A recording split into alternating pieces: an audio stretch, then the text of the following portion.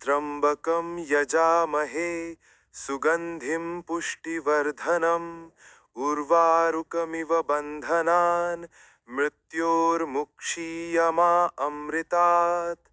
ওম। এর অর্থ সৃষ্টির মূল ধ্বনি, পরম শক্তির প্রতীক। ত্রম্বকম অর্থ তিন নয়নধারী ভগবান শিব। যজামহে অর্থ আমরা উপাসনা করি বা পূজা করি। ওম ত্রম্বকম যজামহে অর্থাৎ আমরা সেই মহাদেবের উপাসনা করি। সুগন্ধিম অর্থ যিনি সুগন্ধের মতো সর্বত্র ছড়িয়ে আছেন। পুষ্টিবর্ধনম অর্থ যিনি জীবনকে পুষ্টি ও শক্তি দেন।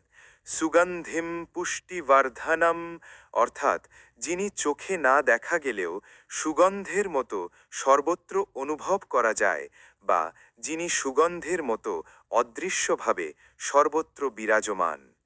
উর্বারুকমিব বন্ধনান অর্থাৎ যেমন পাকা ফল লতা থেকে আলাদা হয়।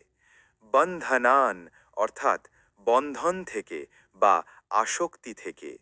উর্বারুকমিব বন্ধনান অর্থাৎ যেমন একটি পাকা ফল সহজেই লতা থেকে বিচ্ছিন্ন হয়। মৃত্যুর্মুক্ষীয়মা অমৃতাৎ অর্থাৎ মৃত্যুঃ অর্থাৎ মৃত্যু থেকে। মুক্ষীয় অর্থাৎ মুক্তি দিন। মা অর্থাৎ যেন না বা বঞ্চিত না করি। অমৃতাৎ অর্থাৎ অমৃত অর্থাৎ চিরশান্তি বা অমরত্ব।